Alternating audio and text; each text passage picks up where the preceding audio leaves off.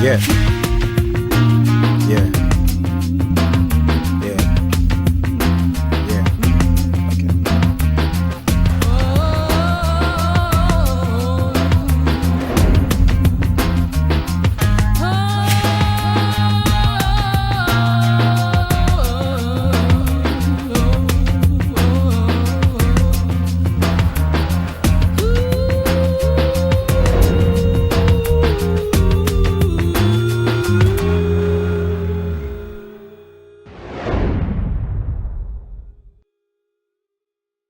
Hello and welcome to Afrospace. My name is Nyasha Grace and I am joined by my co-host, that's Adetunji Omotola. Afrospace is a weekly Pan-African show that we come to profile to you what's happening on the continent. We look at what's happening economically, we look at what's happening on the political scene, as well as what's happening in lifestyle and culture. This afternoon, we are privileged to have a very special guest on the show. Her name is Florence Chikowore. And a little bit about her, she is a founder and director of FLOCONSULT, which is a niche change leadership coaching and consulting company. Flo has over 20 years of experience in management consulting, both independently and having worked for big corporates, which include Deloitte, PwC, and IBM. Her field of specialization is change leadership, human change management, and organizational design. Florence has experience working in both Agile and Waterfall project management. She is certified HCMBOK and HCMP Global Facilitator and Change Leadership Coach, who holds a Bachelor of Science Honors in Psychology. Flo, that is a very, very profound profile that you have there. 20 years experience in change leadership management.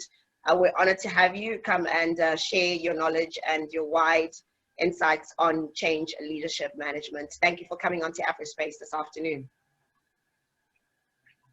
Thank you for having me, Nyasha, and thank you for having me, Tunji. You're very welcome. So, Flo, I must commend you. First of all, happy Women's Month, even though there are only a few days left. Every day matters because we're going into Heritage Month. So we need to milk it for all it's worth. But also, I wanted to commend you on behalf of Afrospace, on behalf of Nyasha and I and the team, to commend you on setting up your own consulting practice. It is not easy to go off on your own, especially when you've had the comfort that you've had in top corporates in South Africa. So well done with that. So we're looking forward to having a great interview with you, and sit back and relax. And Nyasha, over to you. Yeah, thanks, Adetunji, for that. Perhaps, Flo, where you can start us off is actually giving us an understanding of your area of specialization, and that is change management. Explain to us exactly what we're talking about when we refer to the term change management.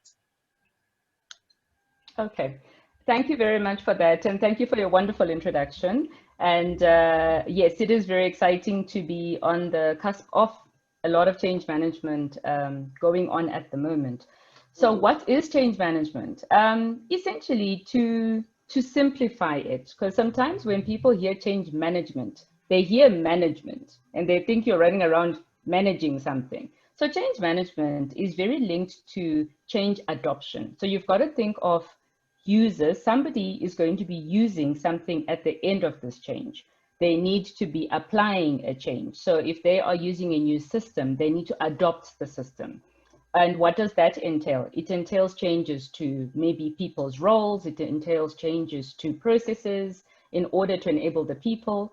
It entails changes to sometimes organization structure design, and it sometimes entails changes to technology. So if you look at any change, it's got all of those pillars, and you need to manage the process of landing the change using those pillars essentially.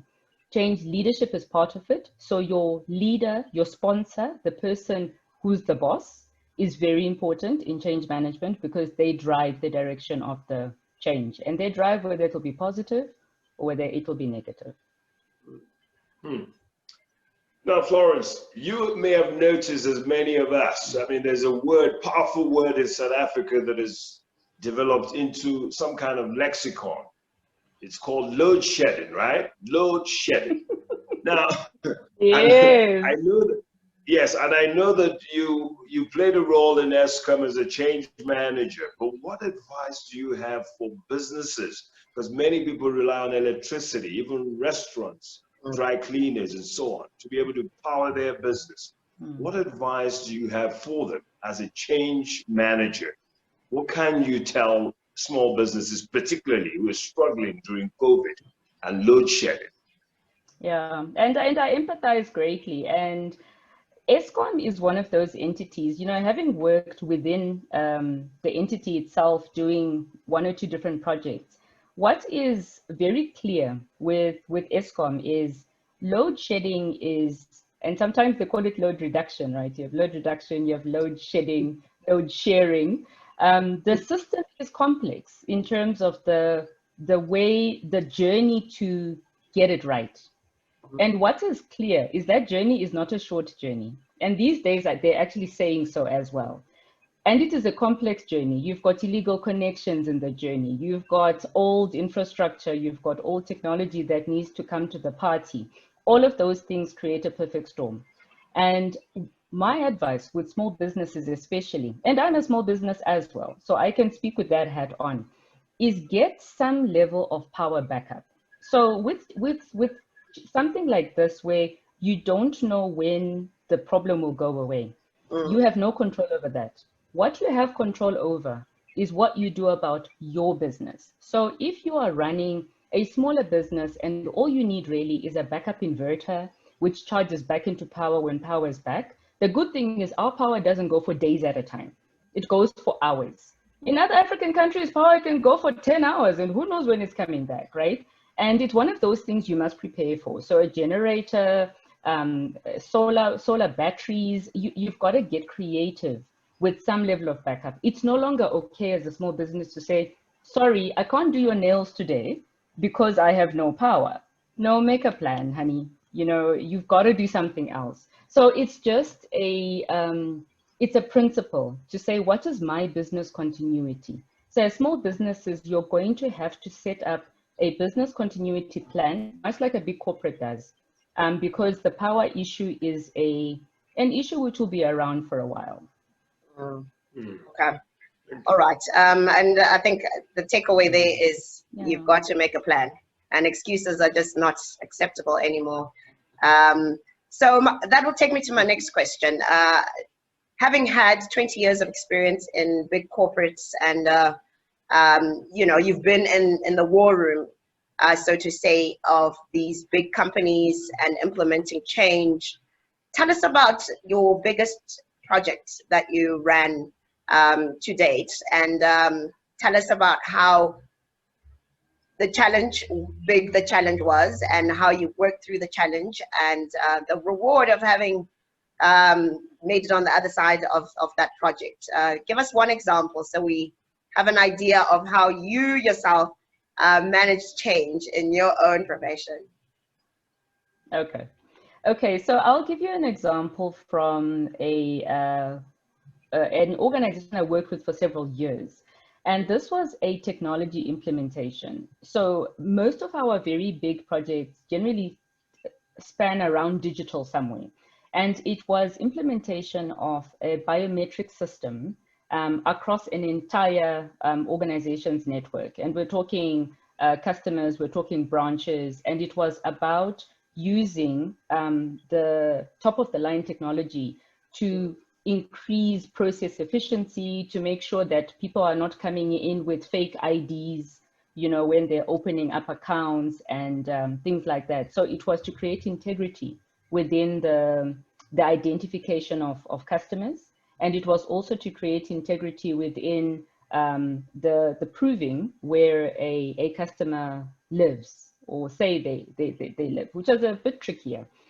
So one of the big issues around a big project like that is you are dealing with having to communicate to your man in the street who's coming in to do a transaction, to say, sir, we need you to put your thumbprint there. The first question is, why do you want my thumbprint? Where's my thumbprint going to go? What are you going to do with it? And in other cases, we had, you know, thumbprints, fingerprints can wear off. If you get in an accident or in an injury, fingerprints can wear off. So certain systems assume certain things about you as a human.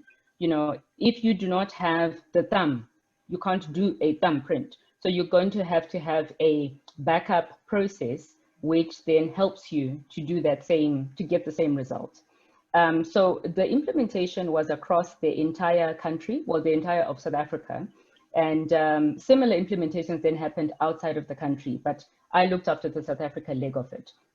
And the other really, really big challenge we had to overcome was you have a mix of old systems and of new high-tech technology. So those two have to talk to each other and they have to sit on top of each other.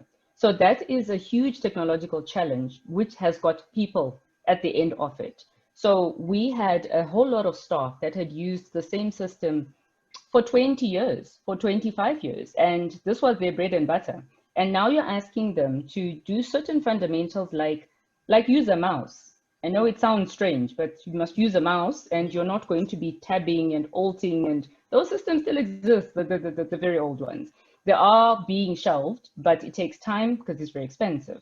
So it was a combination of enabling the branch staff to show customers how to use a new system, them learning how to use a new system, ensuring that all of your security and cybersecurity in the chain was being looked after.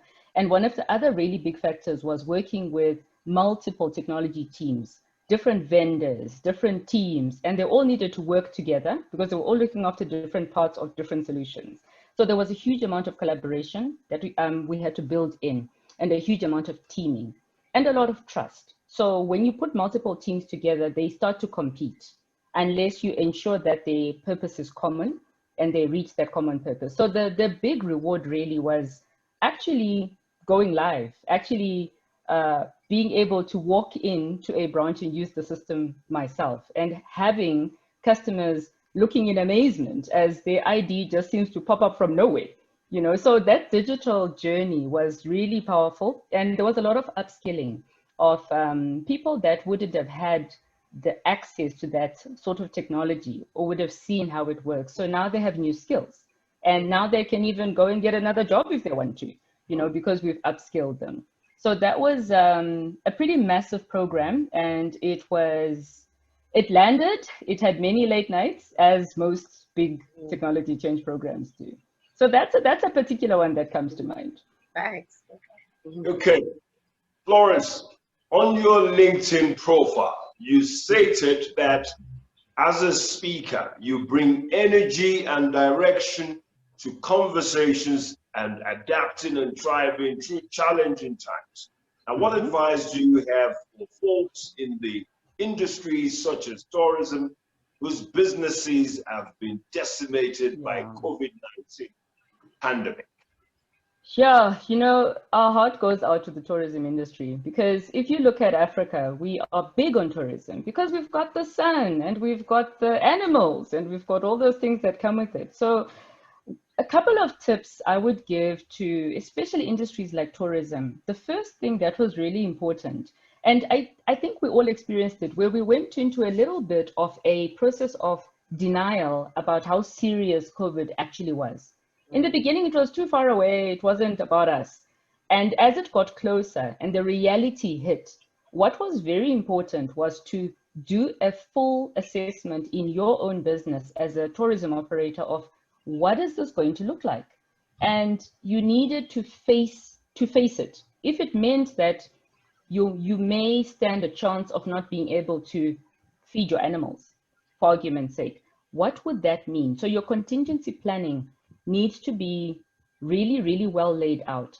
That planning could include going onto GoFundMe platforms to get fundraising, adopt an elephant, so you needed to bring in a level of creativity to trying to make sure that your basics are being met. The government has also come to the party in terms of the fund that they have created, but as we all know, you know, the list is long of people that are queuing to get that assistance. So one of the things you would need to do is to understand what is your situation. And one of the tips I would give around that is when it comes to dealing with your staff, from a change management point of view, this is a huge change. And it's a change that's impacted everybody. So communicate openly and transparently. Where you can and are able to come to some way in terms of paying your staff, be transparent about it and explain to them what the situation is. You may find that your own staff have got ideas around how you can pivot. Is there something else that you can do with your business? There was a hotel in Cape Town that has started to do, they offer laundry services because they've got no guests, but they offer laundry services. You drop off your laundry and you pay and it gets collected. So they're enabling at least being able to keep their staff on. So pivoting is one of those things that within the tourism sector, going digital, for example, there is a tourism business that started to do digital game drives. And you could actually watch a whole game drive online. So there are people in Sweden or people wherever that still want the experience. So wherever you can make it as virtual as possible, go for it. You may have never done this before, but it is possible to at least earn some revenue coming in and set up the digital platforms. So a lot of these sort of businesses would not have much in terms of digital platforms because their visitors were physical. But get assistance, set up something digital, even if it is something that is cost effective, and market yourself out there. Even your LinkedIn platforms and Facebook platforms, market more, because whoever rises to the top is who is going to get noticed. The last thing I'd love to say is, now that the lockdown levels are reducing and people are traveling a little bit more, make sure people know about you. So my favorite is Plettenberg Bay. Yesterday, I watched a whole Jerusalem video done by half of Plet. Now I remember Plet. So the next time, maybe I'll go and visit Plet because they took the efforts to come together as a community and do that flash mob. And I thought it was amazing. So those are some of the things that I would suggest they do. And asking for help, being vulnerable is hard, but it's important. People will want to help you if you go out there and you ask for help. Very rarely do you get nobody at all saying anything, especially when it's online platforms. And the last thing is upskill. So learn a new skill. You may find that you need to set aside your tourism business, but pivot your skills. You could reuse those skills in a different industry, but be open about the kind of pivoting that you want to do. It's a point of reflection, I think, for that industry. Well, thank you for that, Flo. Definitely the energy that you mentioned on your LinkedIn profile. Yeah. We felt that in your encouragement and your tips there. And so my next question would be to talk more specifically to your own journey. We mentioned at the beginning that you are the director and the managing director for FLOCONSULT. Tell us about this journey that you took on becoming a business owner and starting your own consulting firm. As a change agent expert, we could easily assume that it was nothing but a chicken wing. It was a very easy thing for you, but we know it doesn't work like that. There would have been challenges, and tell us how what has been your toughest challenge in running your own business and how you've overcome that. Okay, so my business, I started around about the same time as just after, in fact, just before COVID hit, right? So I had this grand plan. I resigned from my, big employer, and I was going to go and conquer the world, and I'm still doing it. However, one of the things that I did do is, it was very important for me to what's the word? To power through fear. So fear will come when you are starting anything new, but the idea is power through it, because fear is, it has not, what you are afraid of has not manifested, but there you are going, what if this and what if that? So it was very important to plan and to position the offering. And I always say to use my own medicine, draw on your superpower. I do a lot of sessions around change resilience and building resilience. And your superpower is, what is your inherent inner strength? You have it. In fact, people call on you for it. But sometimes, unless you reflect, you don't know what that is. My superpower is resourcefulness. I'm extremely resourceful. If you ask me for something, if I don't know, I'll go and find it. So I can be resourceful in my own business. And that is the point at which I started. Key challenges, cash flow goes without saying.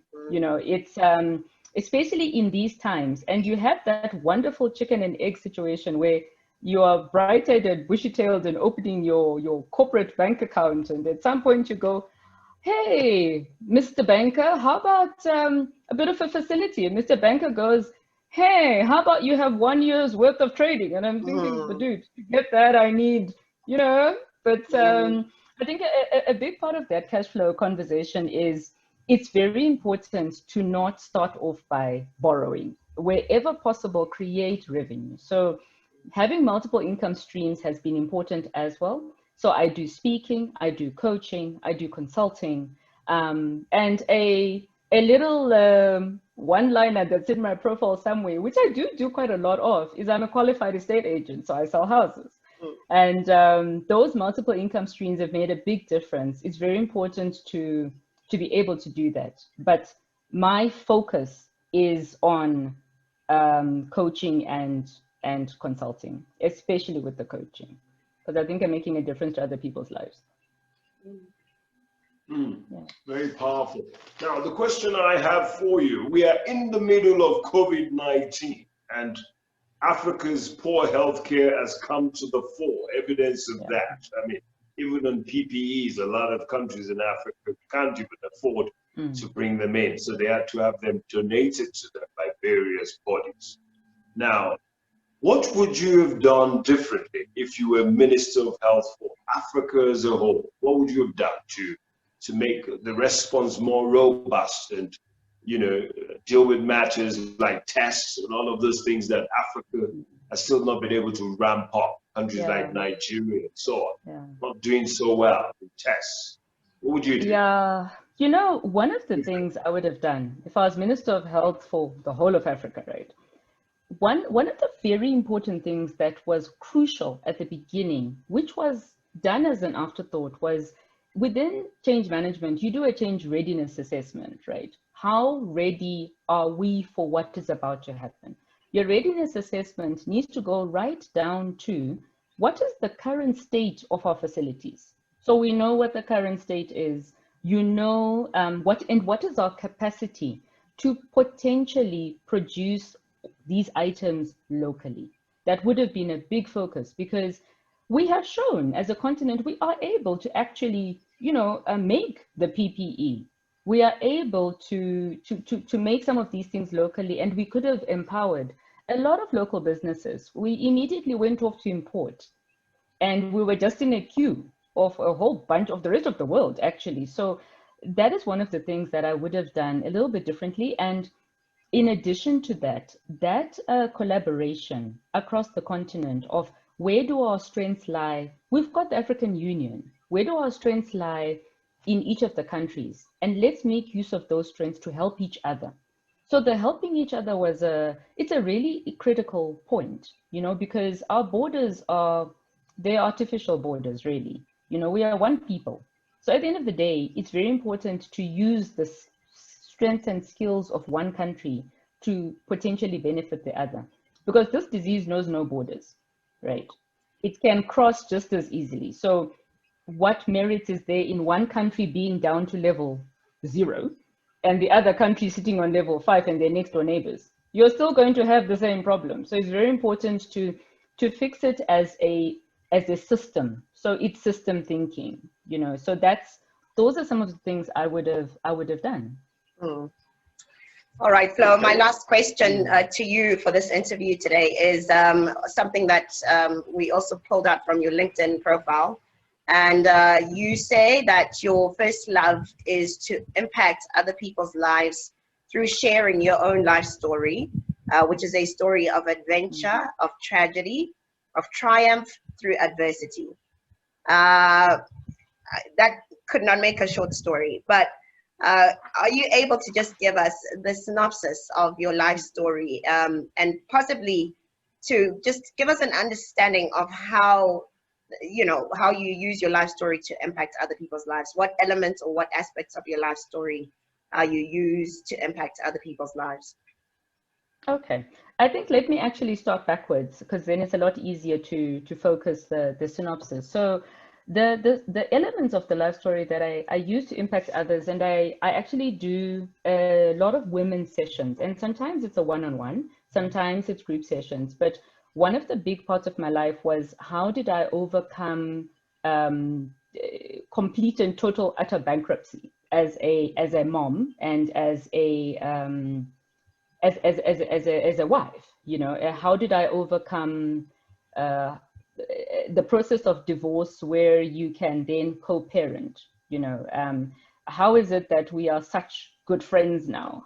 How did I do that? And it's a woman's story in a sense. You know, how did I deal with the situation and the trauma that comes with hijacking, and I'm 8 months pregnant, and then, you know, life happens, and, you know, my son comes into the world, and I have a son I'm so very proud of. I have 2 sons, and my one son was born one-handed, and he is differently able. He has unique abilities, and he is a teenager now.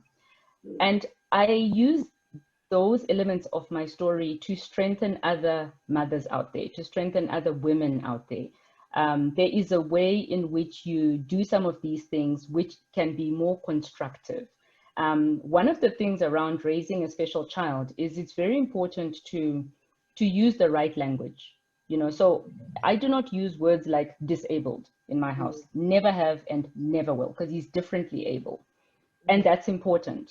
In our African context, we tend to want to hide these children away somewhere, sometimes, you know, and it's not only for Africa. I think it's just generally you get superstitions and you get things that happen. So it's important to build confidence into every single child. And it's important to focus on what that he's able to do. Who cares what he can't do? Let's focus on what he can do. And as a result, he is a drummer in his high school band.